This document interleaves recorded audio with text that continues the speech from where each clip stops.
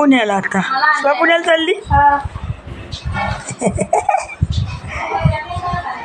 आणि हे बघा देवटा आंबा खातोय. सकाळी आंबे घेतले, गावरान आंबे घेतले, दारावर आले विकत. पिकले नाही, त्यांनी पिकायला सांगितले ठेवायला. ह्याने आपली आताच कापल्यात दोघांनी.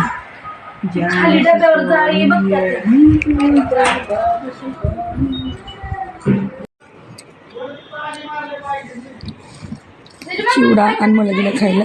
तू खायला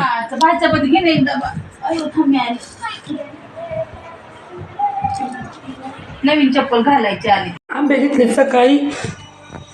कैऱ्या घेतल्या तर 2 दिवसांनी पिकणार. 2 किलो घेतल्या बरं का. आईने घेतलं आमच्या. कैऱ्या आहेत पाडायला लागलेले.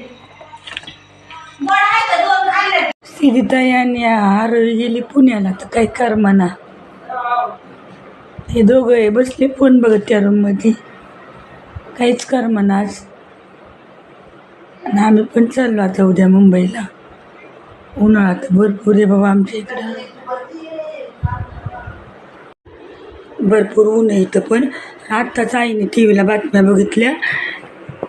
मुंबईमध्ये पण उद्या गरमी जास्त सांगितली. इथं पण सगळ्यांनी आपापली काळजी घ्या गरमीने. लय गरमी आहे पूर्ण महाराष्ट्रात. खिडकीच्या बाजूला झोपली होती. या खिडकीतनं अशा फॅन चालू आहे. खिडकीत हवा येते पण एवढी गरम वाफ येते ना सांगायला नको. एवढी गरमी येतं पण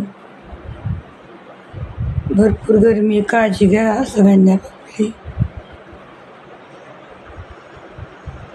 आणि उद्या टाकणार तर उद्या जाणार मुंबईला.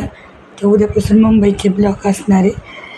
आणि व्हिडिओ नक्की बघा पुढचे. तोपर्यंत बाय. भेटूया पुढच्या व्हिडिओमध्ये. मला दाखवते टेरिसवर काय आईने काय काय केले. टेरिस बघूया आपण.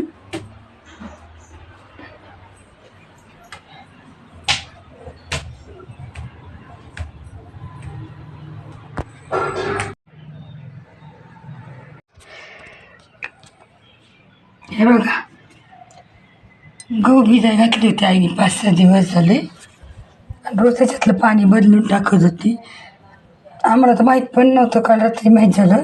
आईनेवर टेरिसवर गहू भिजायला घातले. त्यामुळे ती सकाळी जाऊन पाणी बदली करून येत होती. आणि आता याला 6 दिवस पूर्ण झालेले.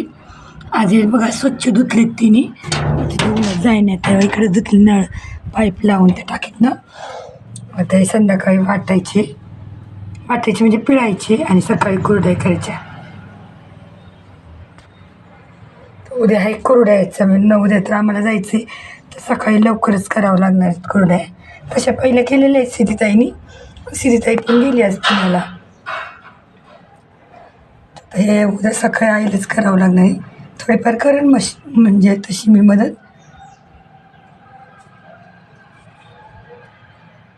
आता इथे खाली आणून ठेवले बरं खायला. उलट झाला कॅमेरा. आणून ठेवले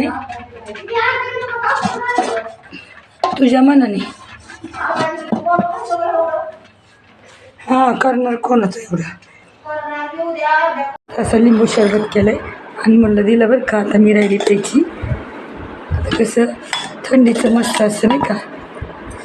थंड थंड लिंबाचं जरा नाही का शरीराला मस्त. फ्रीजमधनं काढला आता. मला नको जास्त. मला तर लिंबाचं काय म्हणलं का मला सर्दी होती. आता गरमीमुळं काही नाही.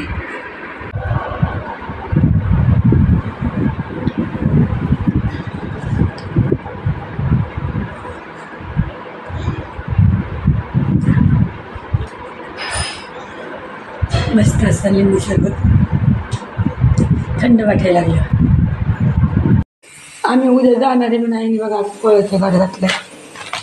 ते गुळगार भात करून ठेवलाय. आणि डाळ शिजायला घातली. आम्हाला न्यायला कांदे लसूण काढल्यात आईने. ते लसूण एवढं कोण नेणार बाई. 10-20 किलो कांदे आहेत. एवढं वजन कोण नेत बसणार. मी यातले थोडेसे कॅरी बॅग भरून नेणार कांदे. लसूण नेला तर नेईन एवढा.